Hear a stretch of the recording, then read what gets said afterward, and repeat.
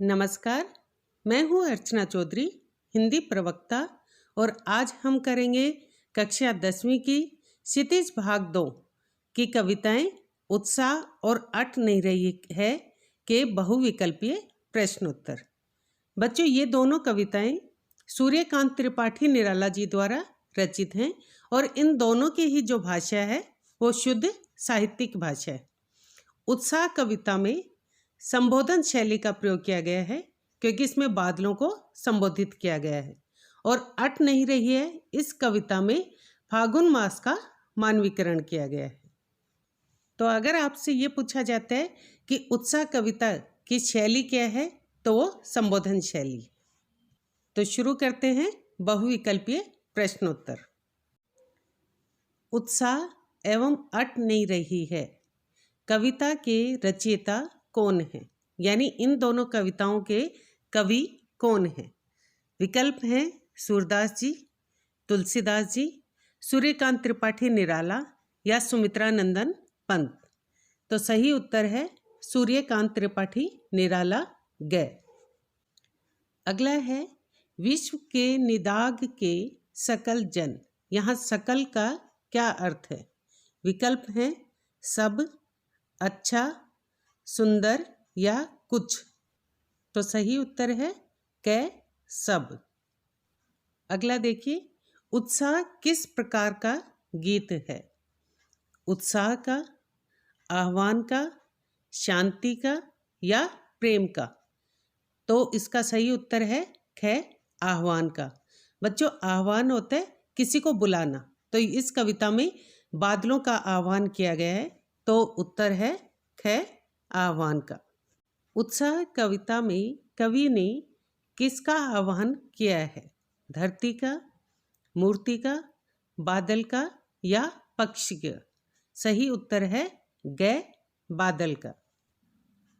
निराला जी ने बादलों के हृदय में कैसी छवि बताई है? विद्युत, सुंदर, चमकीली या काली?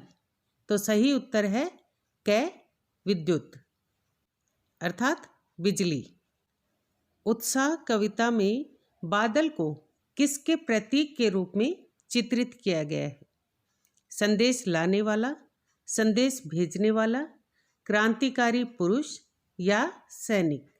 तो सही उत्तर है क्रांतिकारी पुरुष गए।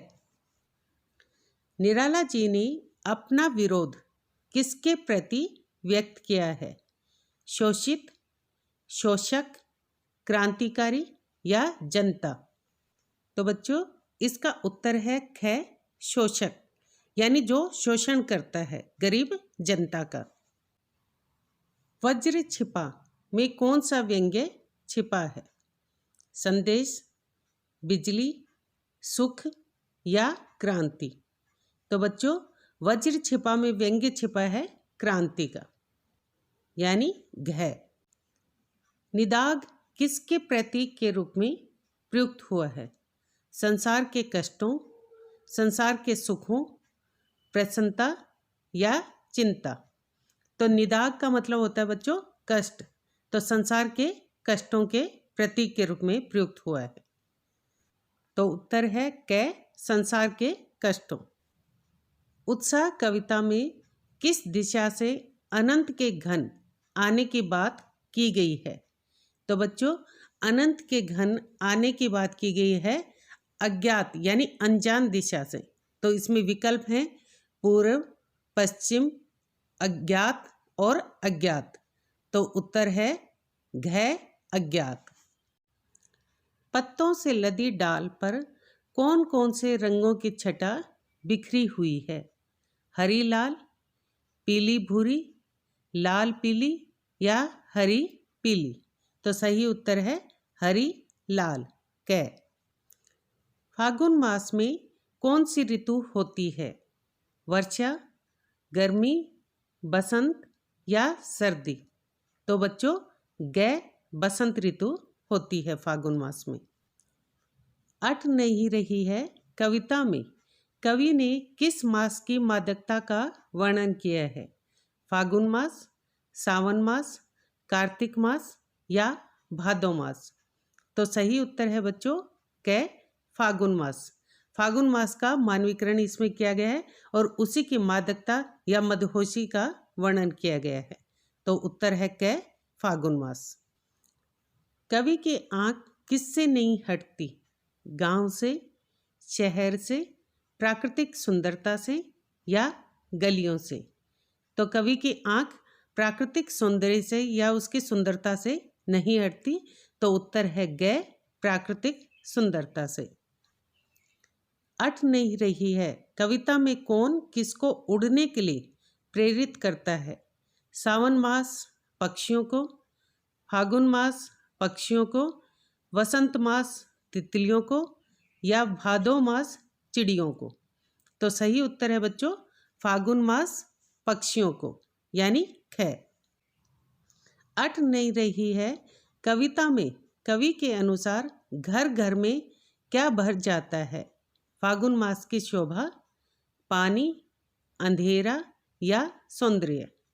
तो सही उत्तर है बच्चों फागुन मास की शोभा या उसकी सुंदरता घर घर में भर जाती है जब फागुन मास आता है। तप्त धरा का सांकेतिक अर्थ क्या है? गर्म धरती, धरती, ताप या सांसारिक दुखों से पीड़ित पृथ्वी? तप्त होता है बच्चों गर्म और धरा यानी धरती, परंतु इसका सांकेतिक जो अर्थ है वो है सांसारिक दुखों से पीड़ित पृथ्वी। तो घ इसका सही जवाब है। अट नहीं रही है नामक कविता में हटाने पर भी क्या नहीं हट रही है?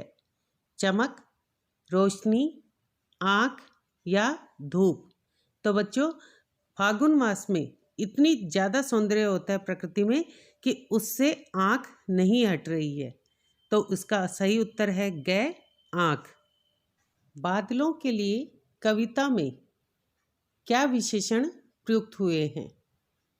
काले, घुंघराले, ललित या उपयुक्त सभी?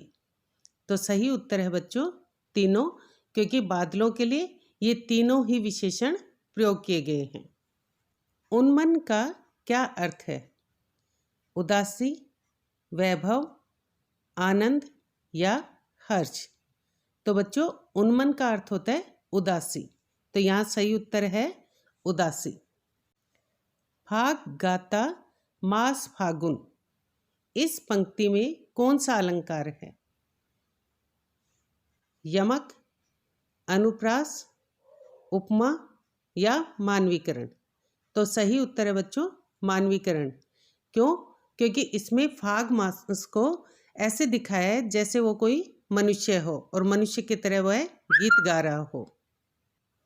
धाराधर का क्या अर्थ है? तूफान, बिजली, बादल या इनमें से कोई नहीं? तो सही उत्तर है बच्चों बादल, क्योंकि धाराधर किसे कहते हैं? बादल का पर्यायवाची है। छंद मुक्त कविता का सबसे पहले प्रयोग किसने किया था? प्रसाद, पंत, निराला या महादेवी वर्मा? तो सही उत्तर है ग सूर्यकांत त्रिपाठी निराला। कवि ने बादलों को क्या देने का संदेश दिया है? तो कवि क्या चाहते हैं कि बादल लोगों को क्या दें? तो विकल्प हैं नई कोपल, नया जीवन, नया बीज या इनमें से कोई नहीं? तो सही उत्तर है बच्चों नया जीवन। उत्साह कविता में धरती को कैसा बताया है? तो स्थिर, शांत, तप्त या ऊर्जावान? तो सही उत्तर है बच्चों तप्त, यानी कवि ये कहते हैं कि जो बादल हैं वो तप्त धरा को शांत करें। तो सही उत्तर तप्त। तप्त होता है गर्म। तो बच्चों ये थे उत्साह और अट नहीं रही है कविता के बहुविकल्पीय प्रश्नोत्तर। पिछले वीडियो में मैंने सूरदास के पद, राम लक्ष्मण परशुराम संवाद, नेताजी का चश्मा, इनके बहुविकल्पीय प्रश्नोत्तर करवा दिए हैं। उम्मीद है आपने वो वीडियो देख लिए होंगे और अपनी परीक्षाओं की तैयारी में जुटे होंगे। तो अगली वीडियो में हम करेंगे बाल गोविंद भगत।